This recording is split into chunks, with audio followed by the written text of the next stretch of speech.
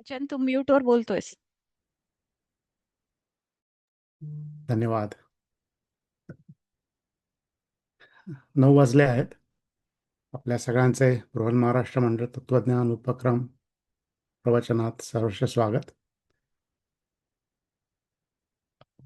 आज आपला बऱ्याच विश्रांतींचं दुसरा सेशन आहे, दुसरं प्रवचन. मंगेश दादा पण जॉईन झालेले आहेत. आपण प्रवचनाला सुरुवात करूयात.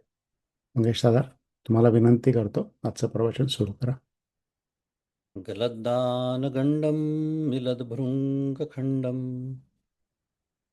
चलच्चारुशुण्डं जगत्त्राणशौण्डं लसद्दन्तकाण्डं विपद्भङ्गचण्डं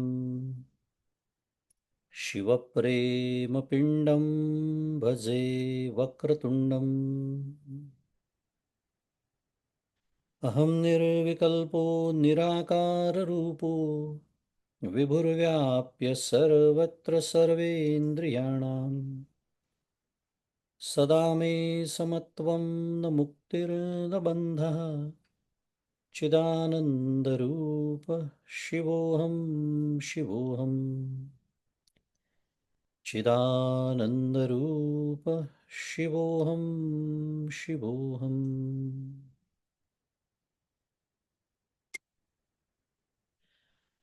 गुरुर्ब्रह्मा गुरुर्विष्णुः गुरुर्देवो महेश्वरः गुरुः साक्षात् परब्रह्म तस्मै श्रीगुरवे नमः। ब्रह्मानन्दं परमसुखदं केवलं ज्ञानमूर्तिं द्वन्द्वातीतं गगनसदृशं तत्त्वमस्यादिलक्ष्यम् एकं नित्यं विमलमचलं सर्वधी साक्षिभूतं भावातीतं त्रिगुणरहितं सद्गुरुं तन्नमामि। श्री सद्गुरुनाथ महाराज की जय। जय जय रघुवीर समर्थ। श्री राम जय राम जय जय राम। श्री राम जय राम जय जय राम। श्री राम जय राम जय जय राम। श्री राम जय राम जय जय राम। श्री राम जय राम जय जय राम। श्री राम जय राम जय जय राम। श्री राम जय राम जय जय राम। श्री राम जय राम जय जय राम। श्री राम जय राम जय जय राम।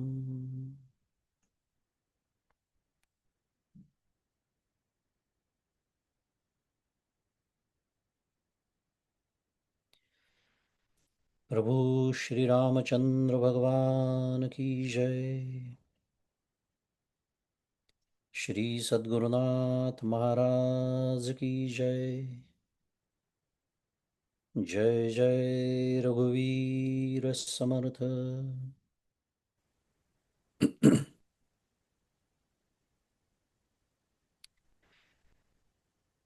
प्रभु श्री रामचंद्र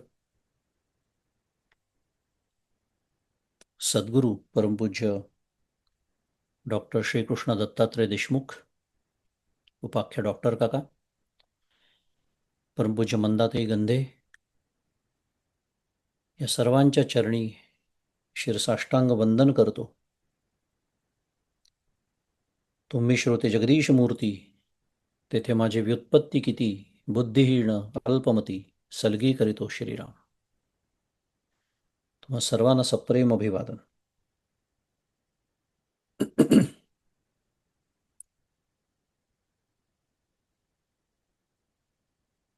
परमात्म कृपेने आनंदाचे तत्वज्ञान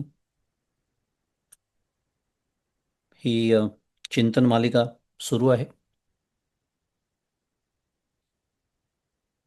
आणि त्या अंतर्गत आपण वेदांची महावाक्य असा विषय आपण अभ्यासत आहोत. वेदांत तत्वज्ञानाचं सार किंवा अंतिम निष्कर्ष असलेलं जीव ब्रह्मैक्याचा बोध करून देणारं विधान म्हणजे महावाक्य.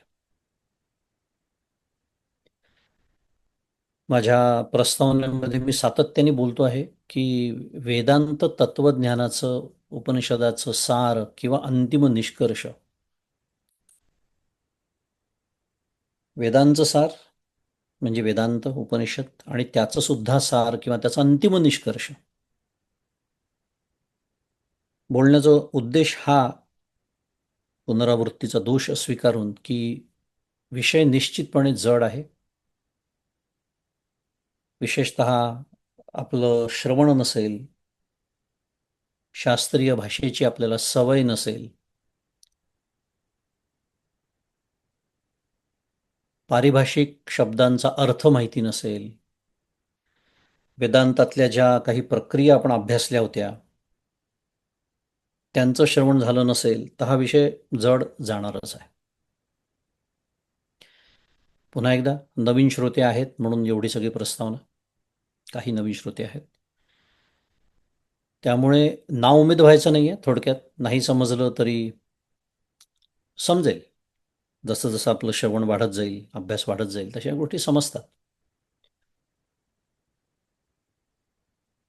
त्याच्यासाठी सत्वगुणही लागतो. तो जसा आपला वाढत जाईल गोष्टी समजायला लागतात.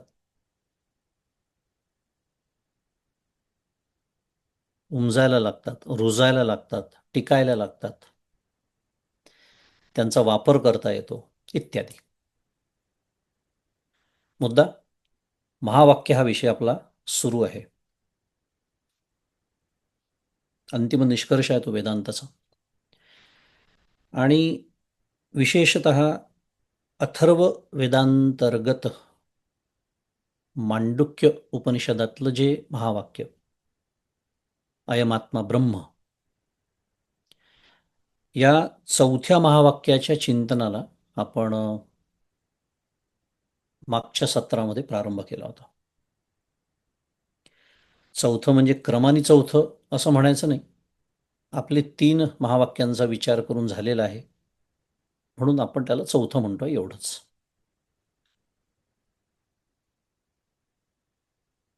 तर या महावाक्याच्या चिंतनाला आपण प्रारंभ केला होता मागच्या सत्रामध्ये. अयम आत्मा ब्रह्म याचा अर्थ एक धीमेच्या पद्धतीप्रमाणे थोडक्यात उजळणी बघूया. कारण मागच्या आठवड्यात काय सांगितलं हे ज्यांच्या लक्षात असेल ते भाग्यवान. आणि असे भाग्यवान किती आहेत त्याची मला नेहमीच कल्पना नसते म्हणून, आणि मी स्वतः ते विसरलेलो असतो म्हणूनही उजळणी. की अयम आत्मा ब्रह्म म्हणजे हा आत्मा ब्रह्म आहे. आता त्यातलं आहे हे जे क्रियापद आहे हे नेहमी अध्याहृत असतं, अनस्युत असतं. त्यामुळे अयम आत्मा ब्रह्म अस्मी किंवा अस्ति असं तिथे म्हटलेलं नाही, अध्याहृत आहे. अस्ति म्हणावं लागेल अयम करता असल्यामुळे. मुद्दा आहे हे क्रियापद आपण जोडतो त्याला वाक्य पूर्ण करायला. हा आत्मा ब्रह्म आहे असा त्याचा अर्थ. आणि याचा लक्षार्थ समजावून घेताना आपण आत्मा या शब्दाची व्युत्पत्ती पाहिली होती. अतती इति आत्मा. असा आपण विचार केला होता. आता उजळणी आहे, त्यामुळे फार पुन्हा सविस्तर बघायला नको. पण त्याचा थोडक्यात अर्थ आपण संस्कृत धातू वगैरे सगळं विचार केला होता मागच्या वेळेला. पण त्याचा थोडक्यात अर्थ बघूया, की जो जातो किंवा जो सतत जात राहतो, असा त्या अतती शब्दाचा आपण अर्थ बघितला होता. आणि त्याचा लक्षार्थ हा आहे की जो सर्वत्र आहे आणि म्हणून जो सतत जात राहतो, असं त्याचं वर्णन, काव्यमय वर्णन होऊया थोडक्यात. म्हणजे खरं दुसऱ्या भाषेत बोलायचं झालं तर त्याला जायला यायला जागाच नाही आहे, कारण तो नाही अशी जागाच नाही. म्हणून अतिथी इति आत्मा. रिता ठावया राघवे विण नाही. आता समर्थ भक्तीच्या प्रांतामध्ये त्यालाच राघव म्हणतात, एवढंच फक्त. पण रिता ठावया राघवे विण नाही. त्रिभुवन संचले विठ्ठले गा, तुकाराम महाराज म्हणतात. ज्ञानेश्वर महाराज म्हणतात, भरला घनदाट हरी दिसे. किती छान आहे बा. भक्ती प्रांतामध्ये फक्त कोणी हरी म्हणताय, कोणी राघव म्हणताय, पण वर्णन कोणाचं सुरू आहे? आत्मतत्वाचं. म्हणून अतती ती आत्मा, असा आपण मागच्याला विचार केला. आणि त्याचे जे आत्मा या शब्दाच्या अर्थाचे जे विविध पैलू आहेत, ते आपण बघितले होते. मागच्या सत्रामध्ये आपण प्रामुख्याने त्याचा विचार केला. कारण आपल्याला माहिती आहे, महावाक्य मोटके मोटके असतं. ते मोटके गुरुमुखे उदयी जत दिसे. छोटंसं असतं, इतकं की त्याच्यात क्रियापदी नाही आहे. मी जसं मगाशी म्हणालो, अयम आत्मा ब्रह्म. त्यामुळे आणि निष्कर्षच आहे, त्यामुळे निष्कर्ष कशाच्या आधारे काढला याचा विचार करणं म्हणजेच तर महावाक्याचं चिंतन आहे की नाही. आणि तसा निष्कर्ष माझा नसतो, मग तो का नाही, माझं कुठे चुकतंय, कुठे विचारांची दुरुस्ती करून घेतली पाहिजे, हेही चिंतनाचं स्वरूप आहे. त्यामुळे आत्मा शब्द आपण समजून घेतो. हे सगळं कशासाठी बोललो, तर प्रत्येक त्यातलं जे पद आहे, त्यातला जो शब्द आहे, तो वाच्यार्थ कळला आपल्याला, हा आत्मा ब्रह्म आहे. पण लक्षार्थ कुठे कळला अजून, तो विचार आपण करतोय. म्हणून आपण मागच्याला त्याचे जे विविध पैलू आहेत त्याच्या अर्थाचे, ते बघितले. कारण आत्मा उदाहरणार्थ, पुन्हा उजळणी सुरू आहे आपली थोडक्यात. पण आत्मा म्हणजे ब्रह्म किंवा मी स्वतः किंवा अंतःकरण, जीव, तर कधी देह, तर कधी प्राण, तर कधी पुत्र, इत्यादी विविध अर्थांनी आत्मा शब्द वापरला जातो. म्हणून जसं मी मागच्याला म्हणालो, की हे माहिती नसेल तर कधी कधी गोंधळ उडू शकतो. कारण आत्मा शब्दाची एक व्याख्या आपल्याला माहीत असते किंवा अर्थ माहीत असतो. मग अरे, इथे देहाला कसं काय आत्मा म्हटलं? हा सगळा विचार आपण मागच्याला केला होता, मागच्या सत्रामध्ये केला होता.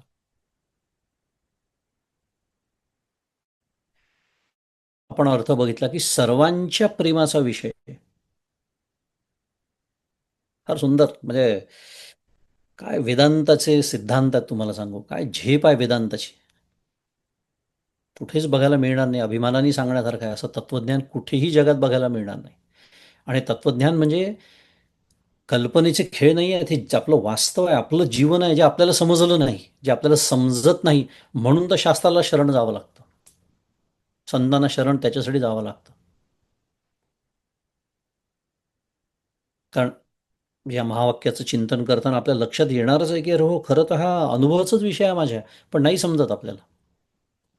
कारण मुळातच चूक झालेली आहे ना. ज्याला मी समजतो तो मी नसल्यामुळे सगळंच चुकत गेलं पुढचं.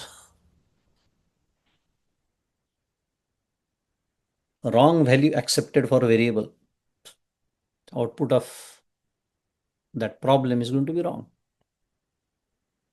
जसं गणित चुकतं तसं चुकत गेलं पुढचं सगळं.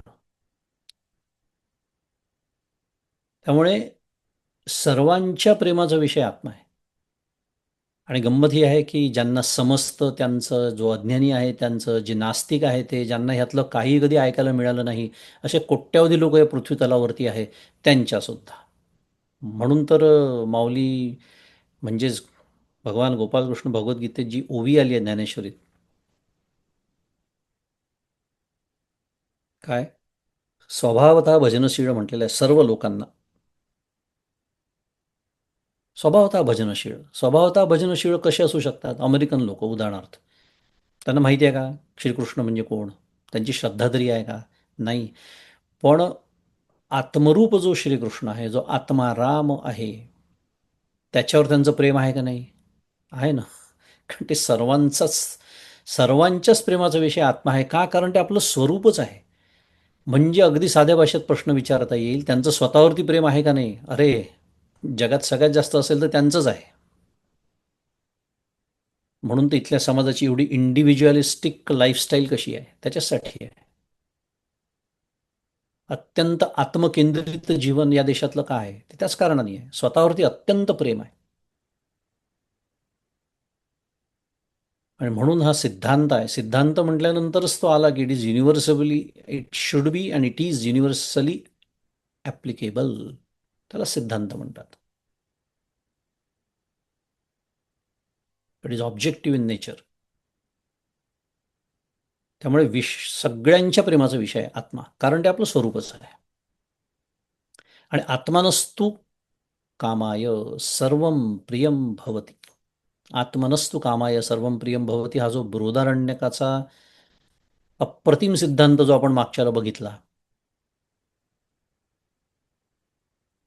तो आपण आधीच्या सत्रात जो बघितला, हे जे वेदांताचे सर्व सिद्धांत आहेत, हे अत्यंत आपल्याला आपलं जीवन आनंदमय आणि सुखमय करण्यासाठी कामात येतात.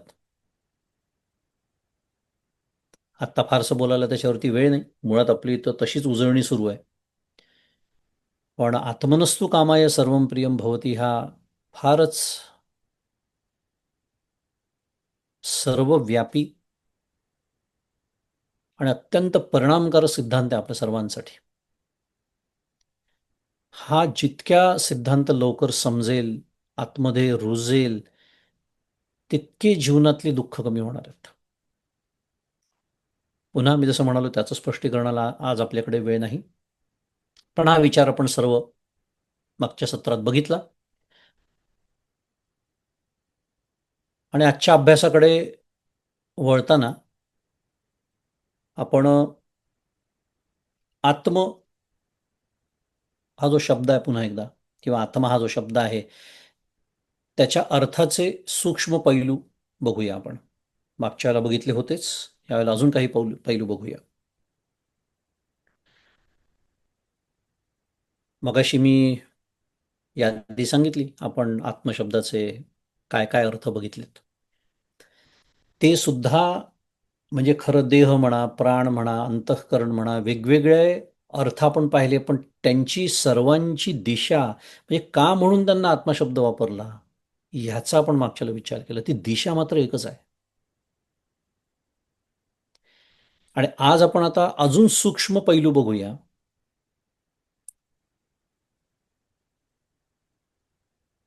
म्हणजे मग आपल्या लक्षात येईल की त्याची दिशा कशी एकच आहे. आता उदाहरणार्थ, दोन शब्द आहेत जे आपण नेहमीच वापरतो व्यवहारामध्ये. मी मगाशी प्रस्तावना केली, विषय जड आहे, पण आपण तो जेवढा सोपा करून घेणं, समजावून घेण्याच्या दृष्टीने शक्य आहे तेवढं करतोच आहोत. पण शास्त्र विषय आहे, त्यामुळे त्याला सुद्धा मर्यादा पडते आणि काही वेळेला ती मांडणी तशीच करावी लागते. हरकत नाही, पण आपण सोप्या शब्दात समजून घेऊ की दोन शब्द आहेत. उदाहरणार्थ, एक शब्द आहे मी आणि दुसरा शब्द आहे स्वतः. आता स्थूल दृष्टीने जर विचार केला तर हे एकाच अर्थाचे शब्द आहेत.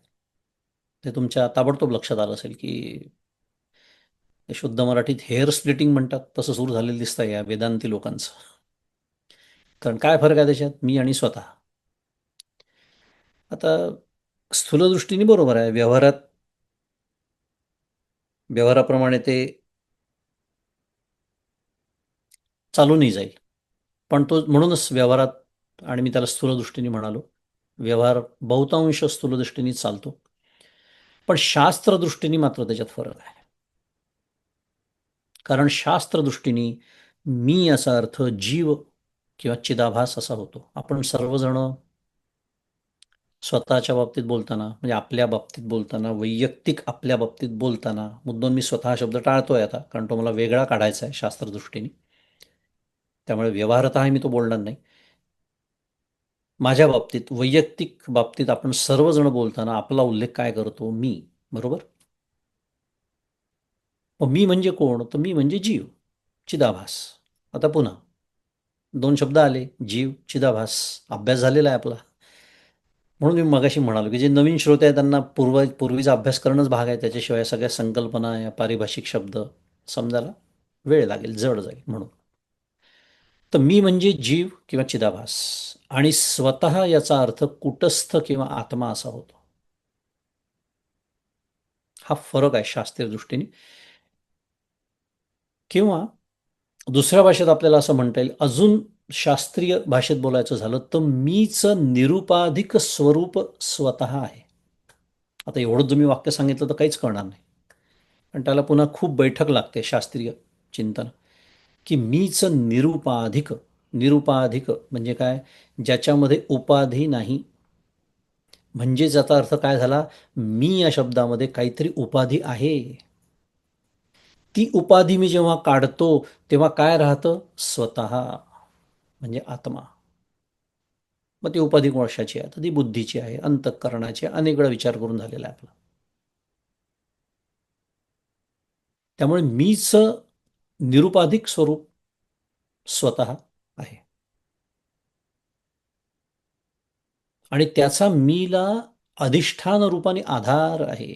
मागच्या वेळेला आपण आत्मा शब्दाचा विचार करताना तो विचार केला होता, आठवत असेल तर. की एखाद्याला एखाद्याचा जेव्हा आधार असतो तेव्हा त्याला त्याचा आत्मा म्हटलं जातं. आता इथे अधिष्ठान रूपाने मी शब्द वापरला. पुन्हा एक एक शब्द म्हणून शास्त्राची मांडणी जी असते ती काटेकोर असते, शुद्ध मराठीत प्रिसाईज. आधार आणि अधिष्ठान या दोन शब्दांमध्ये सुद्धा फरक आहे. पुन्हा वेळ नाही, उल्लेख करून ठेवतो फक्त. पण अधिष्ठान रूपाने त्याला आधार आहे. बरं, व्यवहारात सुद्धा अजून थोडं सोपं करून बोलूया. व्यवहारात सुद्धा पहा, स्वतः जो आहे तो मीपेक्षा जास्त विश्वासार्ह आहे.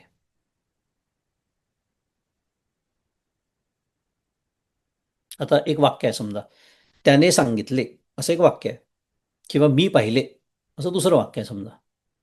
मी पाहिले, मी बघितले समजा. त्याच्याऐवजी मी जर म्हटलं त्याने स्वतः सांगितले किंवा मी स्वतः पाहिले, कोणत्या वाक्यावर जास्त विश्वास ठेवला जातो? समजायला सोपं आहे. आपण जेव्हा कोणीतरी आपल्याला सांगतं की अरे मी स्वतः पाहिलं, आपण त्याला पुन्हा प्रश्न सुद्धा विचारत नाही, खरंच का? इतका विश्वास आपला त्याच्यावरती बसतो, कारण तो काय म्हणतो? मी स्वतः पाहिलं. स्वतः असं म्हणून पुन्हा बोट कुठे जातं? स्वतःकडे, स्वतःच्या छातीकडे असं. म्हणजे इथे कुठेतरी आहे की नाही, या गोष्टी सहज करून जातो आपण.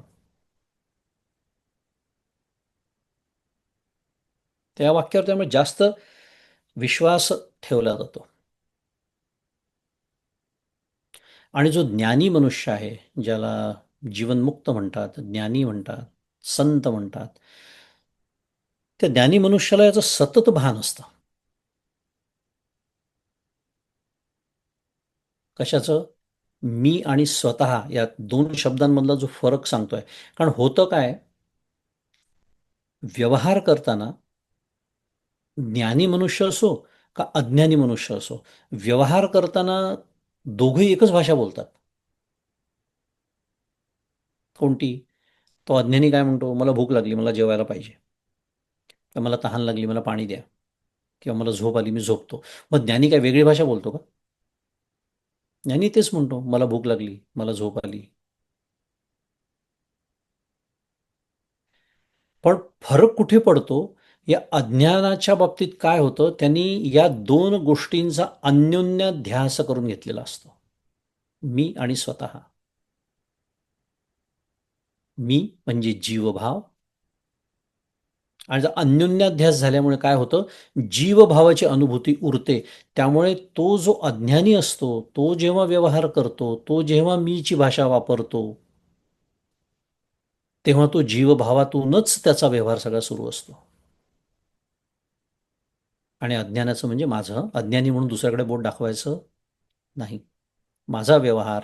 आणि म्हणून तर मला काम, क्रोध, लोभ, मद, मोह, मत्सर, चिंता हे जे सर्व छळत असतात व्यवहारामध्ये, याचं कारण मी जीवभावानेच व्यवहार चालू असतो माझा. जीवभावाचीच अनुभूती अखंड हृदयामध्ये असते. आणि म्हणून हा अन्योन्याध्यास हा शास्त्राचा शब्द वापरला. तिथे मी वेगळा आहे आणि स्वतः वेगळा आहे हे लक्षात राहत नाही. पण ज्ञानाच्या बाबतीत भाषा जरी त्याची ती असली, तरी भाव मात्र जीवभावाचा नसतो. आणि म्हणून पंचदशिकार ज्ञानाचं वर्णन, किंवा ज्ञानाचं म्हणण्यापेक्षा ज्ञानी जो असतो त्याच्या व्यवहाराचं वर्णन कसं करतात. पंचदशिकार म्हणतात विद्यारण्य स्वामी की लौकिक व्यवहारे हम गच्छामित्यादिके बुधः विविच्चैव चिदाभासम कूटस्थात तम विवक्षति. अनेक वेळा मी हा श्लोक सांगतो. लौकिक व्यवहारे, लौकिक व्यवहारे, लौकिक व्यवहार करताना काय म्हणतो तो ज्ञानी, अहम गच्छामी. बुधः म्हणजे पंडित, विद्वान, ज्ञानी.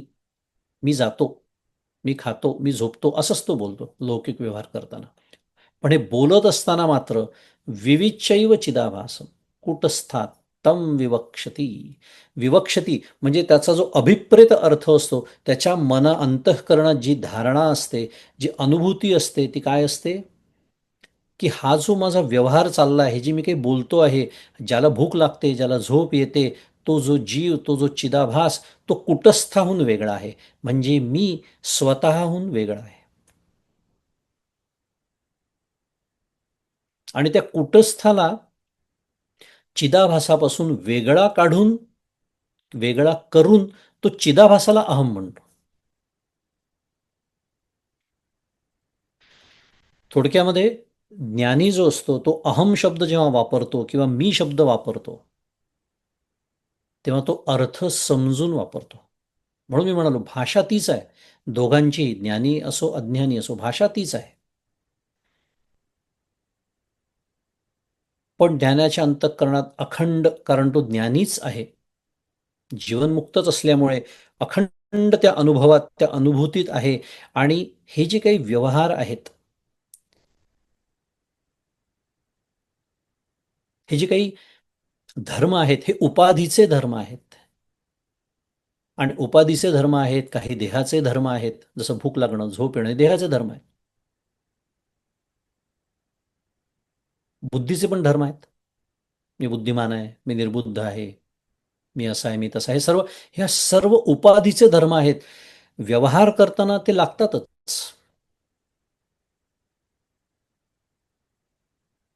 म्हणून 3 प्रकारचं अहंकाराचं तादात्म्य सांगितलेलं आहे दृग्दृश्य विवेकमध्ये. पुन्हा आत्ता वेळ नाही आपल्याला त्याचा विचार करायला.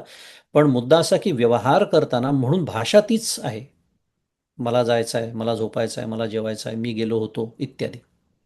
पण हे बोलत असताना दोघांच्या ज्या धारणा आहेत, त्या ज्ञानी व्यक्तीच्या आणि अज्ञानी व्यक्तीच्या, ह्याच्यामध्ये जमीन आसमानाचा फरक आहे. मला वाटतं बऱ्यापैकी लक्षात आलं असावं. मी आणि स्वतः हा जो आपण फरक केला, तो या दृष्टीने. कुटस्थ आणि चिदाभास या भाषेत विशेषतः ही मांडणी केली जाते नेहमी. आज आपण त्याला इथे फक्त मी आणि स्वतः असे 2 वेगळे शब्द वापरले, एवढंच. आणि म्हणून सारांशाने बोलायचं झालं तर आत्मा म्हणजे स्वतः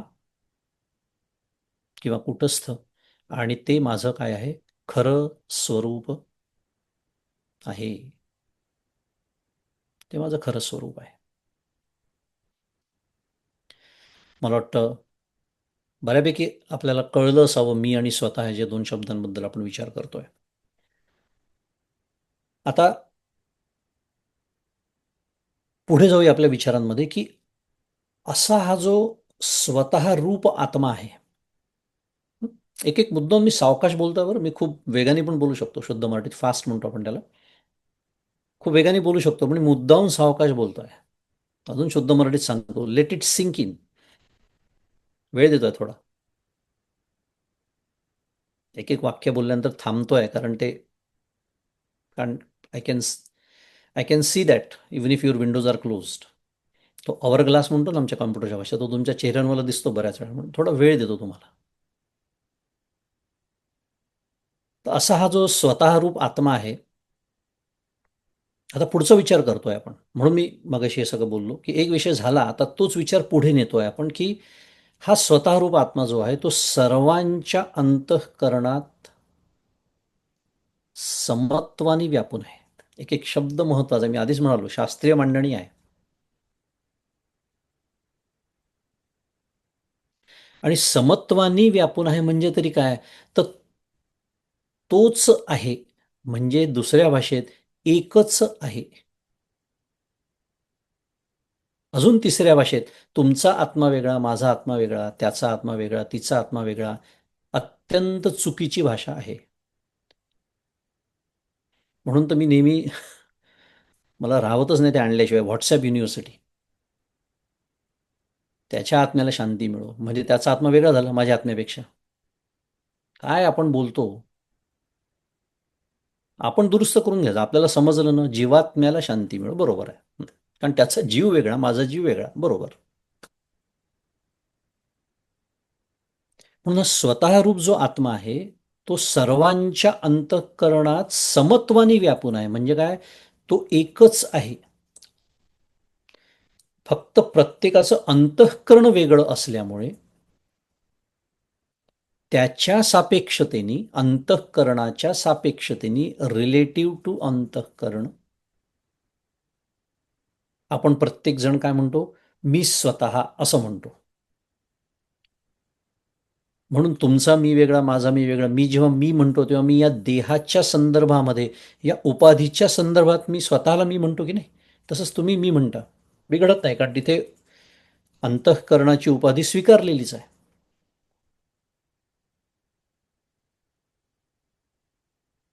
मी जेव्हा माझ्याबद्दल बोलतो, मी म्हणतो तेव्हा. पण स्वतः शब्द जेव्हा येतो, आत्ताच आपण शिकलो म्हणून तर मी म्हटलं आता हा विचार आपण पुढे नेतोय. स्वतः शब्द आपण छान समजून घेतला, स्वतः आणि मी. पण स्वतः जेव्हा म्हणतो तेव्हा वस्तुतः आपण सर्वजण नकळत एकाच तत्वाचा निर्देश करत असतो. बरोबर आहे. समजायला सोपं आहे. कारण जर एकच आत्मा सर्वांच्या देहात व्यापून असेल, तर आपण सर्वजण जेव्हा स्वतः म्हणतो तेव्हा कोणाचा उल्लेख करतोय, त्या एकाचाच उल्लेख करतोय. मी म्हटलं की मात्र अनेक झाले. हां, कारण अनेक मी आहेत. कारण मग देहाची उपाधी, बुद्धीची उपाधी, मग देहानी आणि अंतःकरणाच्या उपाधीने आपण वेगळे आहोतच, म्हणून तर आपल्या आवडीनिवडी वेगळ्या. आपण एकमेकांपासून वेगळे, म्हणून व्यवहार शक्य होतो, इत्यादी.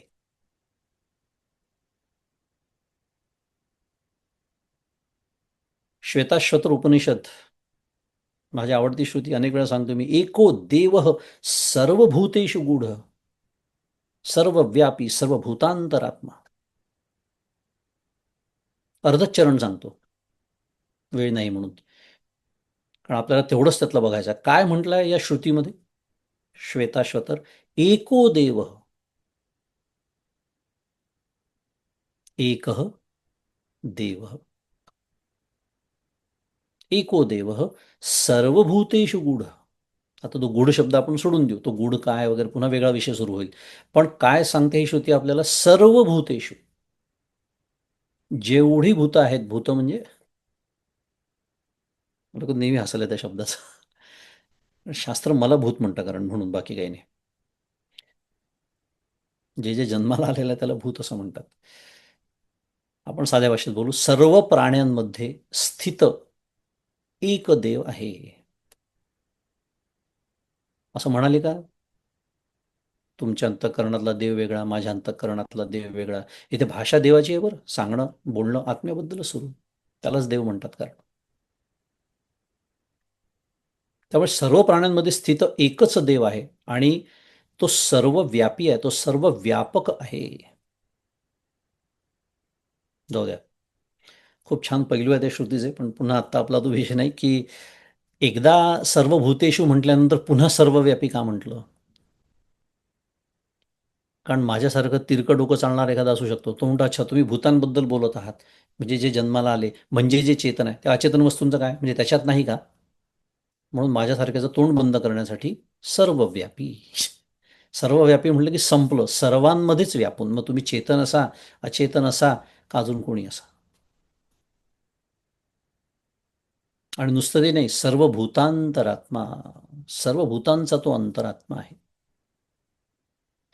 आणि या कारणाने आणि इतरही अनेक त्याच्या लक्षणांमुळे म्हणूया, काही श्रेष्ठ लक्षणं त्याची आहेत, स्वरूप लक्षणं, तटस्थ लक्षणं, या पद्धतीने त्याचं वर्णन करण्यात येतं. त्याला परमात्मा हे नाव पडलेलं आहे. हे काय शिकलो आपण आता, आत्म्यालाच परमात्मा हे नाव का पडलं, तर जेव्हा आपण व्यष्टीच्या संदर्भात बोलतो, एका जीवाच्या संदर्भात बोलतो, एका देहाच्या संदर्भात बोलतो, त्याला आत्मा म्हणायचं. आणि जेव्हा एको देव सर्वभूतेषु गूढः या समष्टीच्या भाषेत बोलतो, तेव्हा त्याला परमात्मा असं म्हणायचं. किती सुंदर आहे बा, त्याला परमात्मा हे नाव.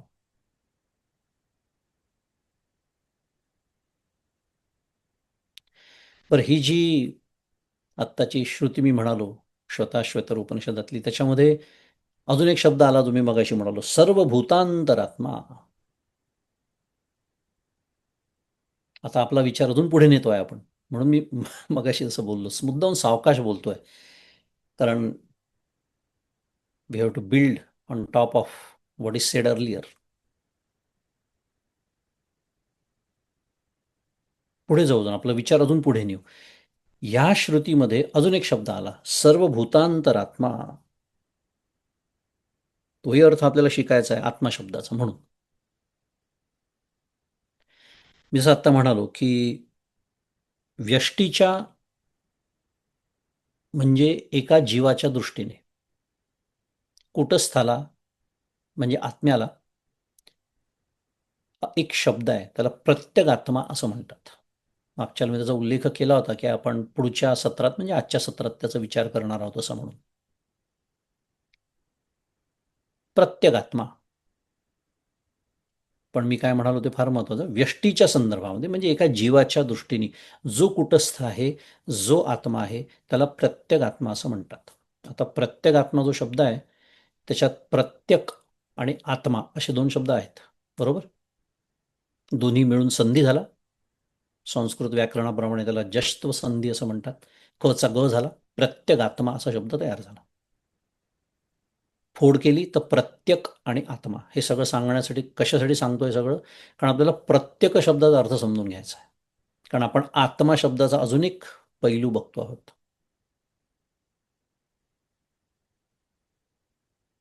प्रत्यक याचा अर्थ आत असा होतो. अगदी साध्या शब्दात अर्थ आत, आतमध्ये म्हणा, आत.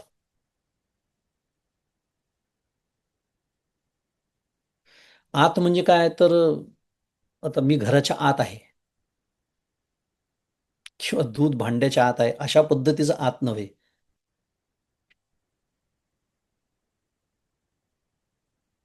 त्याचा प्रत्येकाचा अर्थ सूक्ष्मत्वानी व्यापून असणे असा त्याच्यामध्ये भाव आहे. काय भाव आहे, सूक्ष्मत्वानी तो व्यापून आहे. आणि हे समजून घेण्यासाठी अजून एक छान गोष्ट म्हणजे, एक छान मुद्दा मांडतो तुमच्यासमोर की जे जे ज्याच्या आतमध्ये व्यापून त्याचा ते आत्मा. एक विधान आहे. पुन्हा हळू, सावकाश, लेट इट सिंक इन. जे ज्याच्या आतमध्ये व्यापून त्याचा ते आत्मा. उदाहरणार्थ, उदाहरण दिलं की सोपं जातं समजायला. उदाहरणार्थ, प्राणमय कोश आपल्याला माहिती आहे, पाच कोश, पंचकोश आपल्याला माहिती आहेत. प्राणमय कोश हा अन्नमय कोशाचा आत्मा म्हणविला जातो. ऐकलं असेल आपण कधी. खरं प्राणमय कोश म्हणजे आत्मा का नव्हे, पण पुन्हा सापेक्षता आली. अन्नमय कोशाच्या सापेक्षतेने प्राणमय कोशाला अन्नमय कोशाचाच फक्त आत्मा म्हणतात. का? कारण आपण व्याख्या आत्ता काय केली? जे ज्याच्या आतमध्ये व्यापून त्याचा ते आत्मा. बरं, अजून पुढे गेलो तर काय लागतो आपल्याला? मनोमय कोश लागतो. मग मनोमय कोश या दोघांचाही आत्मा झाला व्याख्येप्रमाणे.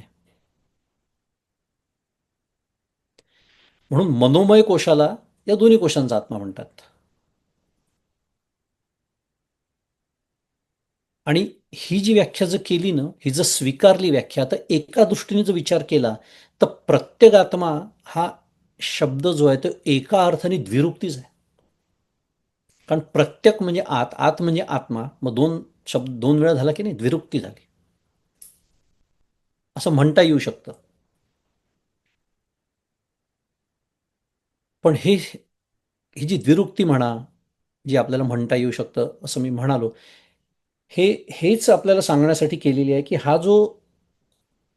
हा सर्वांचा आत्मा म्हणजे सर्वांच्या आत सूक्ष्मत्वानी व्यापून असलेला, म्हणून त्याला प्रत्येक आत्मा म्हटलं. दुसऱ्या भाषेत, अजून साध्या भाषेत जर बोलायचं झालं तर जे सर्वांच्या आत आहे परंतु ज्याच्या आत आता काही नाही. म्हणजे काही नाही म्हणजे काही नाही याचा अर्थ रिकामं पोकळ असं नव्हे, तर त्याच्या आत तोच, म्हणजे त्याच्या आत दुसरं काही नाही असं सांगणं सुरू आहे. हा सर्वांच्या आतमध्ये सूक्ष्मत्वाने व्यापून, पण त्याच्या आत म्हणा किंवा त्याच्या पलीकडे म्हणा दुसरं आता काहीही नाही, म्हणजे द्वैत नाही. यत किंचितही द्वैत नाही. मनसे वेद माप्तव्यम नेह नानास्ति किंचन, श्रुती बोलते आहे. न इह नाना अस्ति किंचन, मनसे वेद माप्तव्यम. त्यामुळे त्याच्या पलीकडे दुसरं काही नाही. तो सर्वांच्या आतमध्ये सूक्ष्मत्वाने व्यापून आहे. पण त्याच्या आतमध्ये आता आत आत आत किती आत तुम्ही जाणार? तर आतमध्ये जाण्याची आता सीमा जिथे संपते तिथे द्वैत संपतं. मग आता काय उरतं? फक्त अखंडैक रस एकमेवा द्वितीय आत्मा, प्रत्येक आत्मा. हे शब्द मी जाणीवपूर्वक वापरले कारण प्रत्येगात्मा ही जी संकल्पना मी आत्ता मांडतो आहे ती सिद्ध होण्यासाठी तो अखंडैक रसच असावा लागतो. त्याचे पुन्हा भेद पाडताच येत नाही आणि तो एकमेव द्वितीयच असावा लागतो. एको देव सर्वभूतेषु गूढ, एकमेव अद्वितीय, तिथे द्वैत असूच शकत नाही. म्हणून तर तो प्रत्येक आत्मा खऱ्या अर्थाने तोच प्रत्येक आत्मा. बाकी सगळे सापेक्षतेने आत्मे एकमेकांचे असं म्हणूया, बोलायचं झालं तर. आत्मा एकच असतो, बोलण्याची भाषा. मला वाटतं प्रत्येक आत्मा शब्द छान समजला असेल कारण फार सुंदर शब्द आहे तो, प्रत्येक आत्मा. आणि म्हणून व्यष्टी संबंधानी म्हणजे जीवाच्या संबंधानी किंवा जीवाच्या सापेक्षतेने म्हणा, त्याला प्रत्येक आत्मा असं म्हटलं. आणि समष्टीच्या संदर्भाने, समष्टीच्या सापेक्षतेने त्याच आत्म्याला काय म्हणतात? ब्रह्म असं म्हणतात.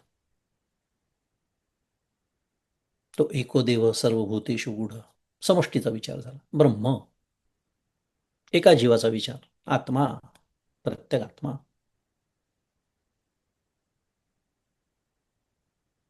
आता हे जे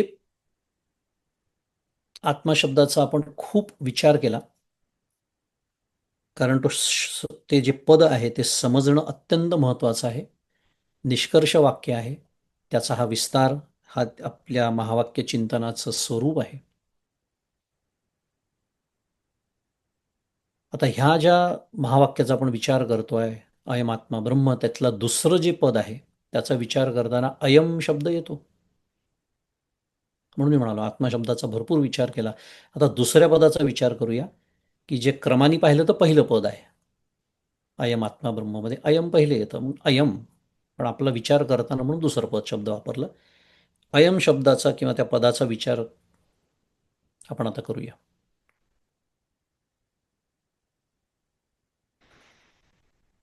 संस्कृत व्याकरणामध्ये इदम या मूळ शब्दाचं, ज्याला प्रातिपदिकम किंवा प्रातिपदिक असं म्हणतात.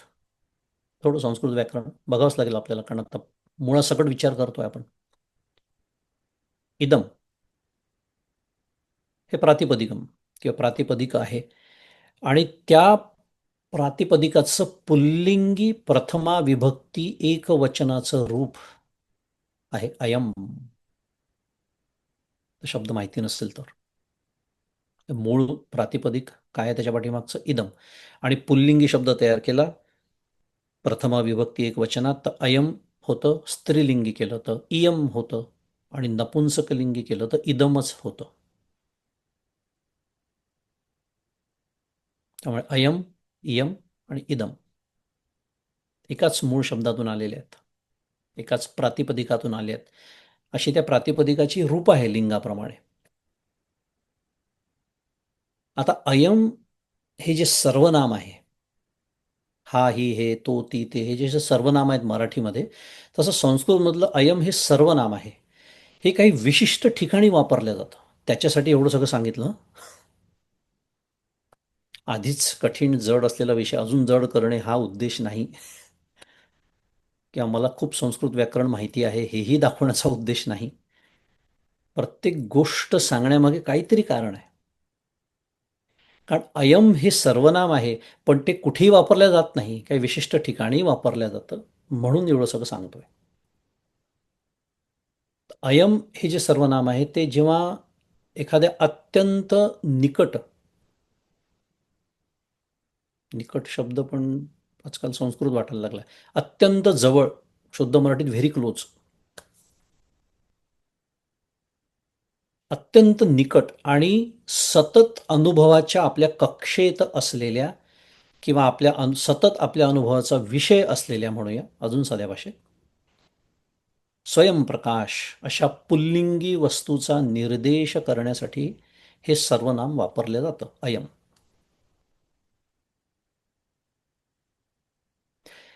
आता सर्वाहून निकट, म्हणून मी म्हणालो की आपला विचार जो पुढे सरकत जातो आहे ना, तो आधीच्या विचारावर आधारलेला आहे. म्हणून मी प्रत्यगात्मा शब्दाचं एवढं सगळं विवेचन का केलं, कारण आताच्या विचाराला त्याची मदत होणार आहे. प्रत्यगात्मा शब्द छान कळला आपल्याला, असं गृहीत धरून पुढे जाऊया की सर्वांहून निकट काय आहे. मग आता सर्वांहून प्रत्यक काय आहे, सर्वांहून प्रिय अशी गोष्ट काय आहे, आत्माच आहे, फक्त दुसरं काय आहे.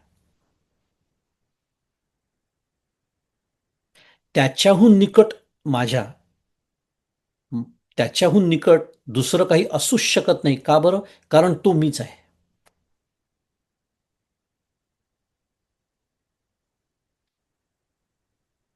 कारण तो मीच आहे. तिथे काय म्हणूया, निकटपणाची परिसीमा आहे. आता अजून किती निकट येणार? एखादी गोष्ट जवळ आहे, जवळ आहे, जवळ आहे, जवळ येत येत येत आणा बाहेरच्या गोष्टी, विचार करत करत विचारांनी जवळ आणा. शेवटी आपण कुठे येतो? माझ्या देहावरचे कपडे, मग माझा देह, त्याच्याही आतमध्ये माझी बुद्धी, मन, आतमध्ये जात जात जात निकट निकट, किती निकट, परिसीमा कुठे? तर शेवटी तेच मी. पण त्याच्याहून निकट दुसरं काही असूच शकत नाही, कारण तूच मी आहे. आणि येथे काय आहे? अपरोक्षत्व आहे. म्हणजे आत्मा हा अपरोक्षाचाच विषय आहे.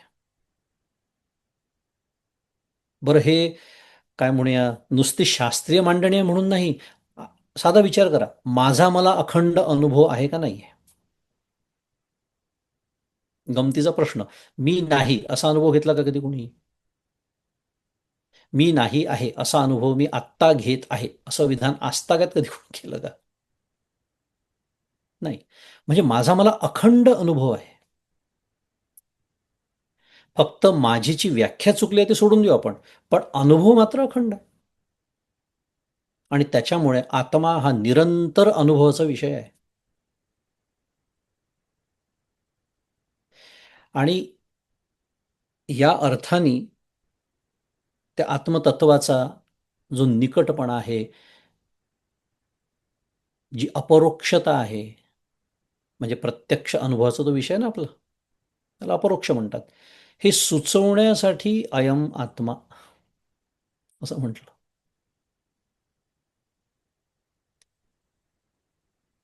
हे सुचवण्यासाठी अयम आत्मा. कारण आत्म्याची मला सतत जाणीव सुरू आहे. ज्ञानेश्वर महाराजांची एक सुंदर ओवी येते 18व्या अध्यायामध्ये. काय? अर्जुन पण न घेता मी ऐसे जे पांडुसुता उठत असे ते तत्वता तयाचे रूप. फार सुंदर ओवी आहे, अप्रतिम. अर्जुन पण न घेता एक सुंदर अट महाराजांनी तिथे घातली आहे, ज्ञानेश्वर महाराजांनी. अर्जुनपणा नको तू घेऊस, म्हणजे काय? देहसंबंधी जो अर्जुनपणाचा अभिमान आहे, आता इथे अर्जुन शब्द काढून टाकायचा, आपलं नाव घालायचं तिथे. मी ज्याला ज्याला मी असं समजतो, हा देह म्हणजे मी, माझं मन म्हणजे मी, माझं प्राण म्हणजे मी, माझी बुद्धी म्हणजे मी, जे जे काही आहे त्या सर्वाचा अभिमान घेऊ नकोस, म्हणजे ते सर्व मी आहे असं समजू नकोस, असा त्याचा अर्थ आहे. अभिमान घेऊ नको याचा अर्थ म्हणजे त्याच्याशी एकरूप होऊ नकोस, जे तू नाही आहेस त्याच्याशी. त्यामुळे अर्जुनपणाचाच अभिमान सोडला आणि मी अशी जी सामान्य स्फूर्ती आहे, सामान्य म्हणजे काय? कॉमन, शुद्ध मराठीत, की जी प्रत्येकाच्या आपल्या सर्वांच्या अंतःकरणामध्ये ही स्फूर्ती अखंड दंडाकार म्हणतात त्याला, म्हणजे निरंतर उठत असते. अखंड मी, मी आहे, मी आहे, मी आहे, असं परमपूज्य डॉक्टर काका सांगतात की तो सारखा मला कॉल करतोय, त्याचा कॉल मला सारखा येतोय, पण माझा फोन मी क्रेडलवर कधी ठेवत नाही. आता त्या काळचा दृष्टांत आहे, जुन्या काळचा, जेव्हा फोन क्रेडलवर ठेवले जायचे. म्हणजे काय? दुसऱ्या भाषेत हे सांगणं चाललं आहे की मी इतका अखंड व्यस्त आहे, माझ्या पाचही ज्ञानेंद्रियांच्या माध्यमातून मी इतका या जगामध्ये गुंतलो आहे की त्याचा येणारा जो कॉल आहे, त्याची येणारी जी रिंग आहे, I do not answer that.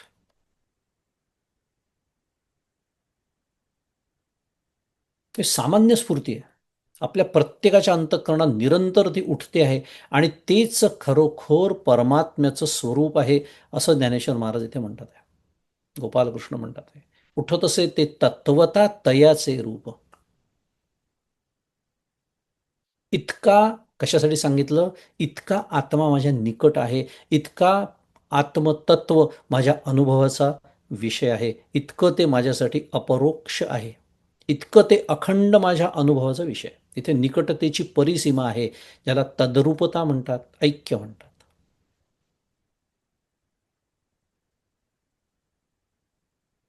आणि म्हणून आत्मा निकटतम आहे, म्हणजे आता संपलं, त्याच्या पलीकडे अजून जवळ ही संकल्पना सिद्ध होऊ शकत नाही, कारण आता तेच मी आहे. आणि नुसतं ते मी आहे असं नाही आहे, तर सतत मला ते जाणवत असल्यामुळे ते अपरोक्ष आहे. आणि अपरोक्ष या शब्दाचा अर्थ प्रत्यक्ष असा होतो.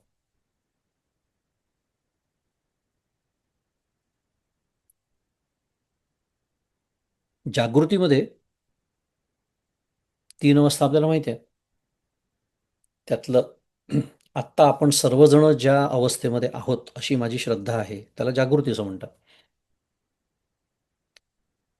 थोडासा विनोद म्हणजे जरा समजायला सोपं जातं पुढचं. तर आपण सर्वजण जागृतीत आहोत असं गृहीत धरून पुढचं बोलतो की जागृतीत जो जीव असतो, म्हणजे मी म्हणजे जीव, हा विश्वरूपानी इंद्रियांच्या द्वारा काय करतो? बाह्य विषयांसोबत व्यवहार चालू असतो आपला, तो इंद्रियांच्या द्वारा होतो, ज्ञानेंद्रिय, कर्मेंद्रिय. आणि या अवस्थेतला किंवा या अवस्थेचा अभिमानी जो जीव, थोडी शास्त्राची भाषा वापरायची झाली तर त्याला विश्व म्हटलेलं आहे शास्त्रामध्ये, ते शब्द सोडून देऊ, त्याने काही फरक पडत नाही.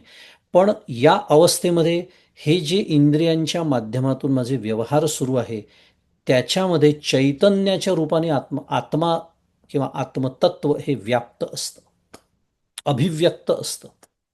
शुद्ध मराठीत मॅनिफेस्ट, इट इज मॅनिफेस्टेड. कारण चैतन्याशिवाय व्यवहार शक्य आहे का? कल्पना करा.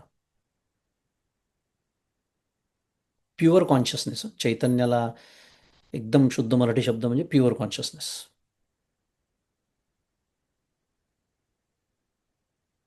पण तो प्युअर असला तरी तो अभिव्यक्त होताना while it is manifesting it self, तो या व्यवहारांच्या रूपाने होतो, एवढंच फक्त. पण अधिष्ठान, मगाशी शब्द वापरून मगाशीचा शब्द पुन्हा वापरतो, अधिष्ठान मात्र त्याचा आहे.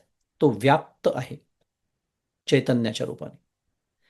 बरं, स्वप्नावस्था, दुसरी अवस्था जी आपण अनुभवतो सगळेजण, त्या स्वप्नावस्थेमध्ये जीव जो असतो तो तैजस रूपाने, पुन्हा शास्त्राचा शब्द सोडून द्या, काही बिघडत नाही, अभिमानी जो जीव त्याला तैजस म्हटलेला आहे, तो स्वप्नस्थ जे विषय आहे, जे जे स्वप्न आपण वेगवेगळे बघतो, वेगवेगळ्या गोष्टी बघतो, वेगवेगळे लोक, त्यात जे काही चाललेलं असतं सगळं, त्याच्याशी जो मानस व्यवहार सुरू असतो तेव्हा, कारण तेव्हा इंद्रिय तर नाही आहे, इंद्रियांचा व्यवहार बंद पडलेला आहे, आपल्याला माहिती आहे.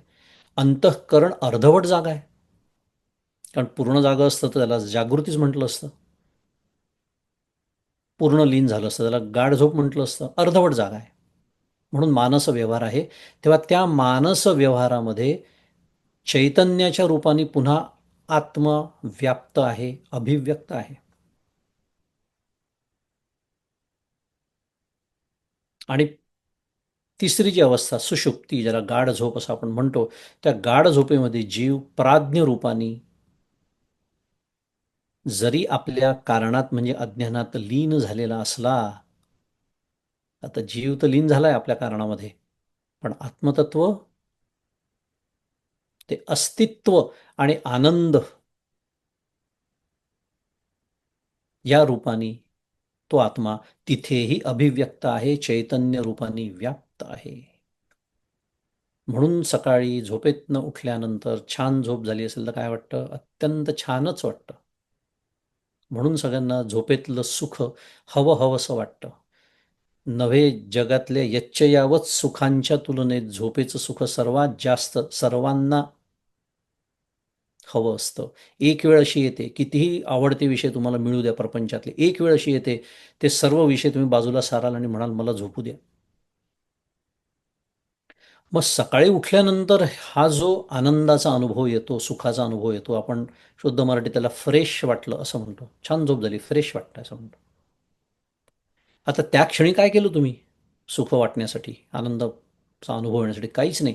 याचा अर्थ ते स्मरण आहे, आणि स्मरण आहे याचा अर्थ तिथे संस्कार आहे, आणि संस्कार आहे याचा अर्थ तिथे मला जरी कळत नसलं, कारण जीवरूपाने मी लीन झालेलो असलो माझ्या कारणामध्ये, अज्ञानामध्ये, तरी आत्मरूपाने ते अस्तित्व आणि आनंद रूपाने तिथे अभिव्यक्त आहेच. आणि एक चौथी अवस्था ज्याचा आपल्याला अनुभव नसतो, संत सद्गुरू आणि शास्त्रकारांना असतो, ज्याला तुर्या म्हणतात, त्याच्यात निरुपाधिक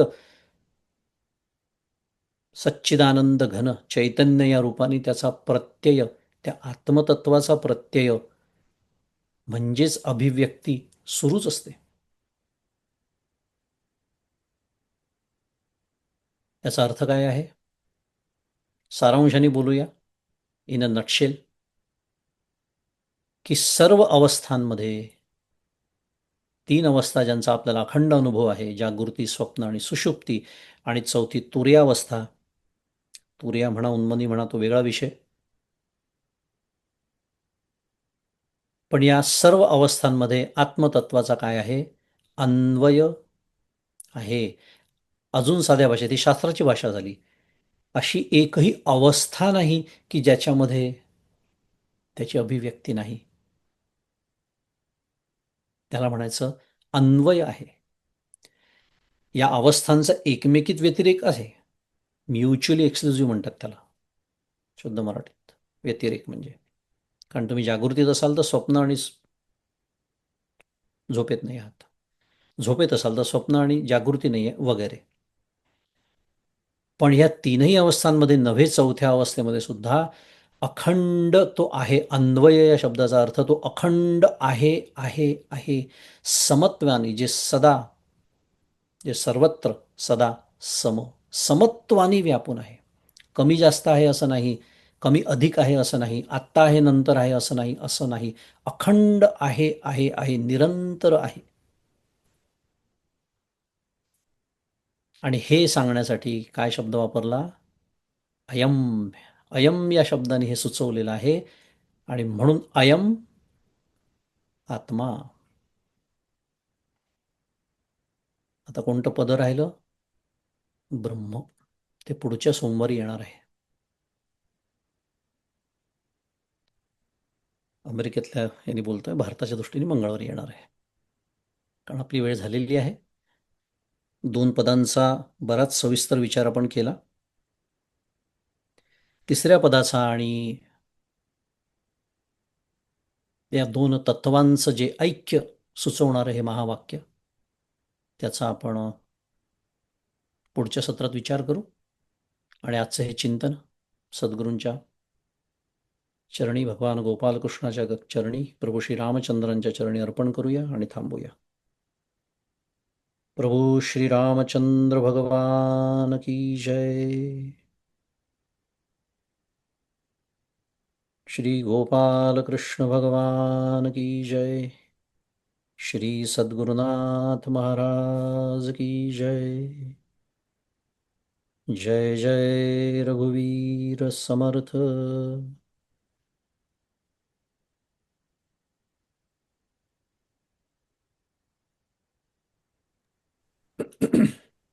श्रीराम दादा, तुम्हाला इथूनच नमस्कार करते.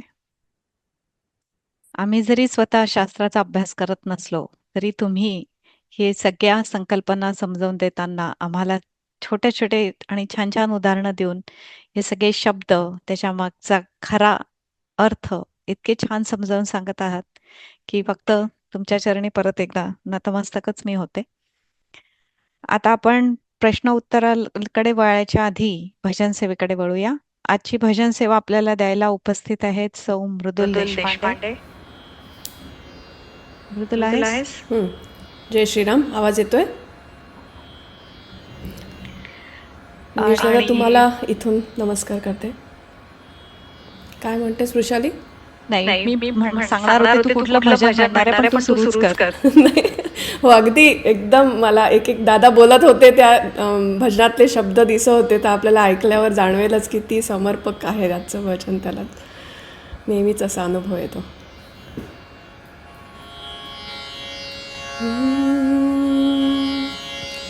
श्री सद्गुरुनाथ महाराज की जय. जगाचा सूत्रचालक तू, तुला माझा नमस्कार. जगाचा सूत्रचालक तू, तुला माझा नमस्कार. तुला माझा नमस्कार. तुला माझा नमस्कार. जगाचा सूत्रचालक तू, तुला माझा नमस्कार. कळेना कर्म ते कैसे, चालले हे जगी नाते. कळेना कर्म ते कैसे, चालले हे जगी नाते. अणु परमाणु व्यापक तू, अणु परमाणु व्यापक तू. सर्व सृष्टीचे हे सार. जगाचा सूत्रचालक तू, तुला माझा नमस्कार. जीवाच्या अंतरंगात कशी चालली स्फूर्ती. जीवाच्या अंतरंगात कशी चालली स्फूर्ती. कणोकणी चालल्या लहरी, कणोकणी चालल्या लहरी. मनाला येतसे हार. जगाचा सूत्रचालक तू, तुला माझा नमस्कार. कळेना काय होणार, जगामध्ये काय राहणार. कळेना काय होणार,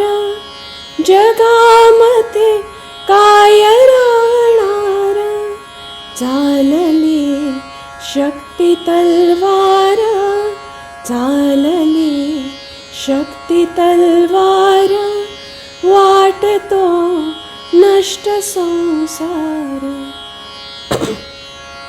जगाचा सूत्रचालक तू, तुला माझा नमस्कार. न कोठे अंत हा जगती, अनंता शक्ती नामजला.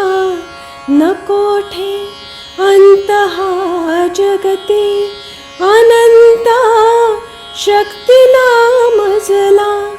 नारायण बोलतो वाणी, नारायण बोलतो वाणी. सद्गुरु साक्ष देणार. जगाचा सूत्रचालक तू, तुला माझा नमस्कार. जगाचा सूत्रचालक तू, तुला माझा नमस्कार. श्री सद्गुरुनाथ महाराज की जय.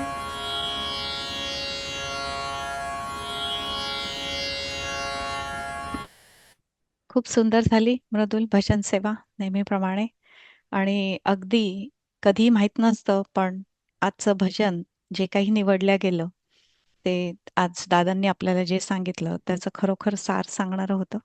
परत एकदा दादांनी सगळं सांगितलं, सगळं चैतन्याच्या याच्यावर चालतं आणि त्याच प्रकारचा आशय भजनामध्ये होता.